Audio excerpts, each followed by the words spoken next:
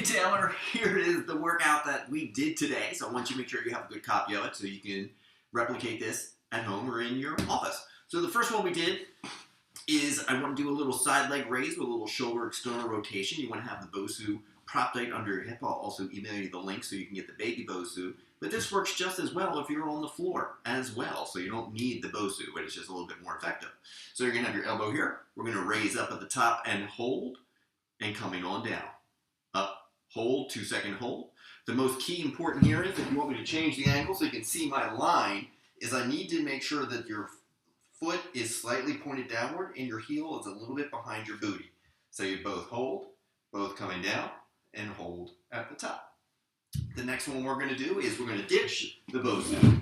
And what we're going to do here is we're going to bend our legs into the chest a little bit. We're going to be doing grab it with the bottom arm.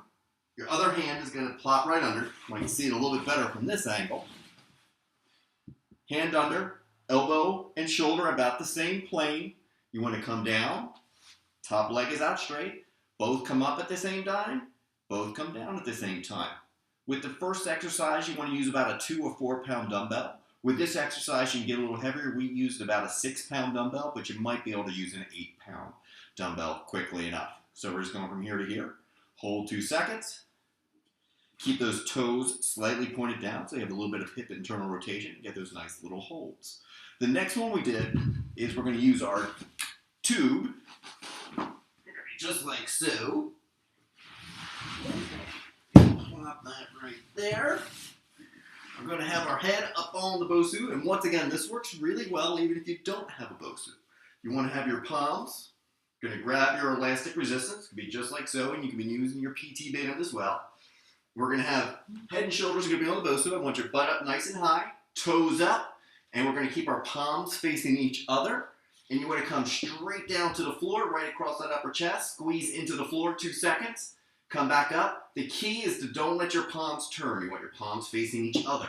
Squeeze those knuckles into the floor for 2 seconds. 4 reps like this. 4 reps, we got a little spicy. Raise that one leg up. If you have to have the heel touch the ground, it's okay. Eventually you can get to that point where you're not touching the ground. 4 like this, and then switch legs, and 4 reps like this. Squeeze into the floor, just like so. Just like that. And then we have our fun little ab exercise. It's going to be just like so. You want it to be kind of right in the small of your back. Just like so. You're going to have right hand on the head. Leg out straight, elbow to opposite knee. Want you to try to get 10 to 12 reps each side. 12 reps this side, then switch, and 12 reps this side. I want you to do 1 set with elbow to opposite knee, and then I want you to do another set, elbow to same side knee. Just like this. Full extension, little holds, good core contraction. There was one other exercise we did that I want you to do. You might not see me so well, so I'm going to scoot this back a little bit, but you'll be standing on the Bosu. Remember, this is when we have the tubing anchor attached to your door, and you're basically be standing on the Bosu and pinching back. Coming back and pinching back with the tubes. I really don't have anything to anchor this to, so you can't see it so well, so if I'm down here, you would just be pinching. Basically, if you're on the ground, you would just be like this with a nice shoulder blade, pinch and hold, and that would be the key. Back, pinch, squeeze, and hold. But like I said, I would want you to be on the Bosu to make that a little bit more effective for you. And that really was about it. Like I said, the key areas, obviously you want to be stretching your quadriceps, your hamstrings, your low back with the spinal erectors. I can give you a quick little run through of the stretches too.